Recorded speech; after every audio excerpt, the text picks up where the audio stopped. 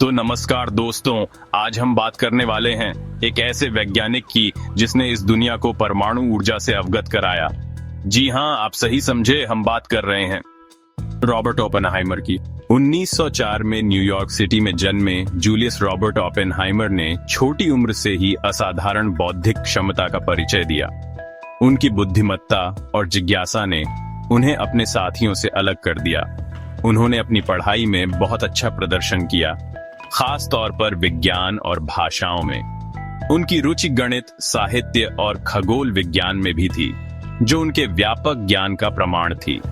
Oppenheimer की प्रतिभा ने उन्हें हार्वर्ड यूनिवर्सिटी में जगह दिलाई, जहां उन्होंने न केवल विज्ञान में बल्कि दर्शन शास्त्र और साहित्य में भी गहरी रुचि दिखाई। यहां उन्होंने भौतिकी और रसायन विज्ञान की जटिलताओं का अध्ययन किया।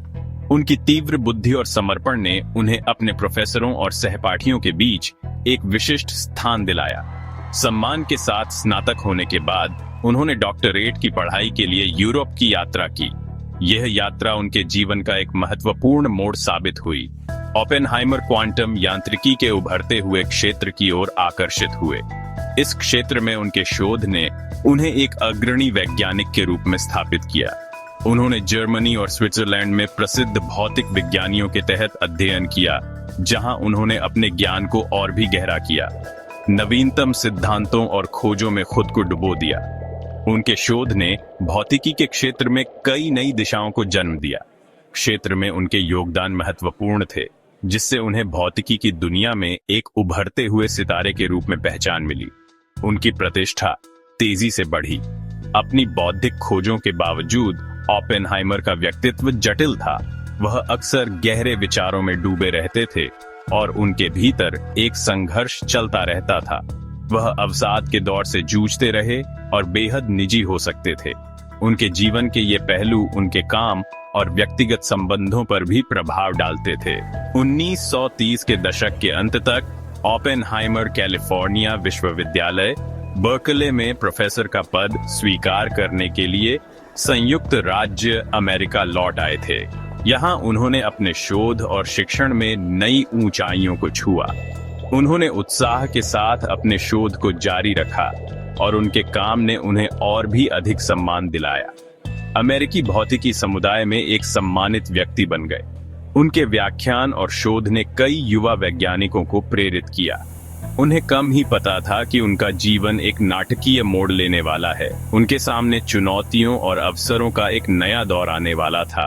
द्वितीय विश्व युद्ध का प्रकोप जल्द ही उन्हें एक ऐसे रास्ते पर धकेल देगा जो इतिहास का रुख हमेशा के लिए बदल देगा। यह समय उनके जीवन और करियर का सबसे निर्णायक मोड़ साबित हुआ।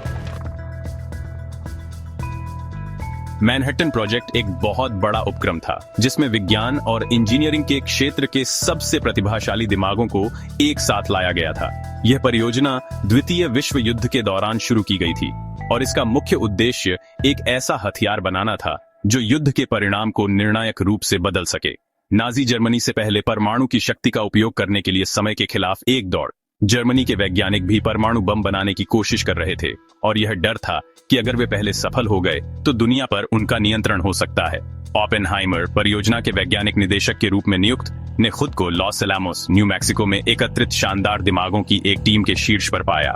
उनकी नेतृत्व क्षमता और वैज्ञानिक दृष्टिकोण ने उन्हें इस महत्वपूर्ण भूमिका के लिए आदर्श उम्मीदवार बना दिया। उनके सामने कार्य कठिन था, परमाणु विखंडन के रहस्यों को उजागर करना और अकल्पनीय विनाशकारी शक्ति का हथियार बनाना। यह एक ऐसा कार्य था जिसमें अत्यधिक सटीकता और गहन वैज्ञानिक समझ की आवश्यकता थी।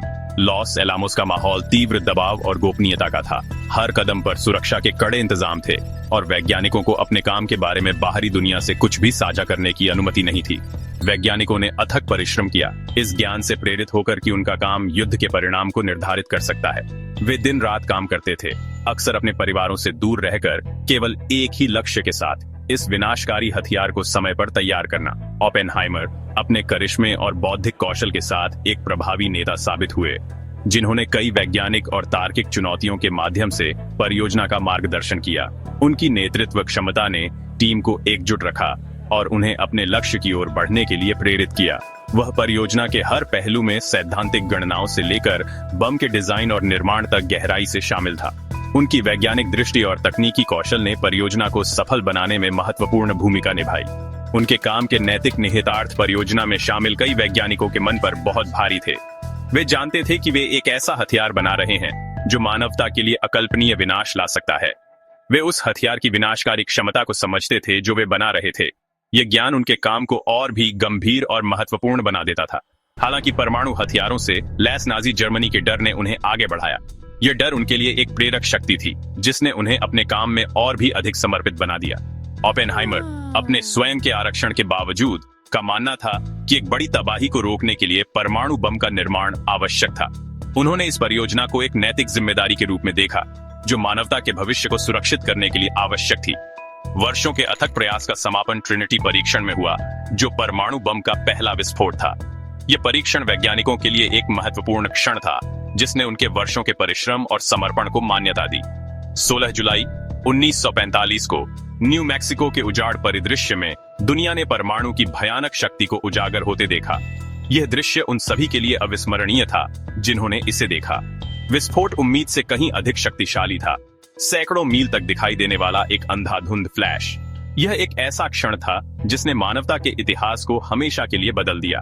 ट्रिनिटी परीक्षण की सफलता ने मानव इतिहास में एक महत्वपूर्ण मोड़ को चिह्नित किया, परमाणु युग की शुरुआत की। इसने विज्ञान और प्रौद्योगिकी के क्षेत्र में एक नई दिशा की ओर इशारा किया जो आने वाले दशकों में दुनिया को आकार देगी। जैसे ही न्यू मैक्सिको के रेगिस्तान के ऊपर मशरूम बादल उठा, एक नई शक्ति का उदय हुआ। ओपेनहाइमर विस्मय और भय से खड़े हो गए। उनके मन में कई विचार उमड़ रहे थे, जिनमें से एक प्रमुख था कि उन्होंने क्या रचा है और इसके परिणाम क्या होंगे। बाद में उन्होंने बताया कि भगवद गीता, एक प्राचीन हिंदू धर्म ग्रंथ का एक श्लोक उनके दिमाग में कौंध गया। अब मैं मृत्यु बन गया हूँ, संसारों का नाश करने वाला। यह श्लोक उनके मन में गूंजता रहा, जैसे कि यह उनके कार्यों का प्रतिबिंब हो। हिंदू पौराणिक कथाओं में एक देवता कृष्ण द्वारा बोला गया यह श्लोक उस भारी शक्ति और जिम्मेदारी को दर्शाता है जो अपार शक्ति के साथ आती है। यह श्लोक महाभारत के युद्ध के दौरान अर्जुन को दिया गया था, जब वह अपने कर्तव्यों और नैतिक दुविधाओं से जूझ रहे थे। ओपेनहाइमर के लिए इसने उस गहन नैतिक दुविधा को समाहित कर लिया जिसका उन्होंने सामना किया। उन्होंने महसूस किया कि उन्होंने एक ऐसी शक्ति को जन्म दिया है जो न केवल दुश्मनों को बल्कि पूरी मानवता को भी नष्ट कर सकती है। भगवद गीता, एक ऐसा ग्रंथ जिसका ओपेनहाइमर ने अध्ययन और प्रशंसा की थी, कर्तव्य, धर्म और कर्म के परिणामों के विषयों की पड़ताल करता है। गीता के श्लोकों ने उन्हें जीवन के गहरे अर्थ और उनके कार्यों के परिणामों पर विचार करने के लिए प्रेरित किया। उनके साथ जो श्लोक प्रतिध्वनित हुआ वह सृजन और विनाश के द्वंद्व की बात करता है, जो गीता के दर्शन का एक केंद्रीय सिद्धांत है। यह द्वंद्व जीवन के हर पहलू में मौजूद है और ओपेनहाइमर ने इसे अपने कार्यों में स्पष्ट रूप से देखा। यह सुझाव देता है कि जिनके पास महान शक्ति है उन्हें अपने कार्यों के भार और अच्छे और बुरे दोनों के लिए उनकी क्षमता से जूझना चाहिए। यह एक निरंतर संघर्ष है जो कभी समाप्त नहीं होता। ओपेनहाइमर परमाणु बम की विनाशकारी क्षमता को प्रत्यक्ष रूप से देखकर इस द्वंद्व को तीव्रता से महसूस कर रहे थे। उन्होंने देखा कि यह शक्ति कितनी विनाशकारी हो सकती है और इसके परिणाम कितने भयानक हो सकते हैं। ट्रिनिटी परीक्षण विज्ञान के लिए विजय का क्षण था, लेकिन साथ ही मानवता के पास अब मौजूद विनाशकारी शक्ति की कड़ी याद दिलाता था। यह एक ऐसा क्षण था जिसने विज्ञान और नैतिकता के बीच की रेखाओं को धुंधला कर दिया।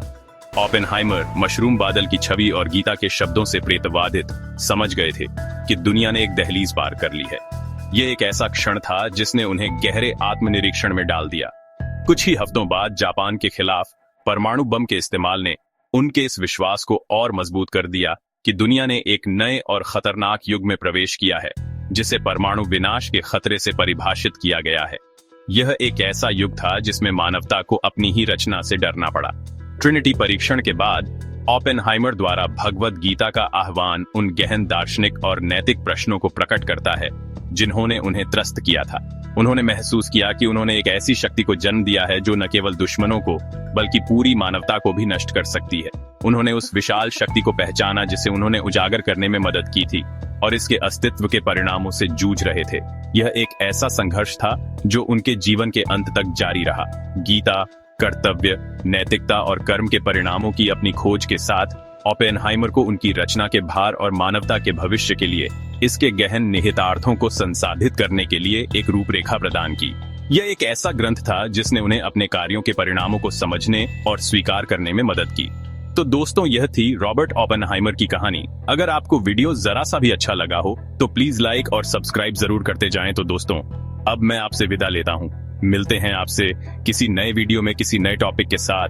तब तक के लिए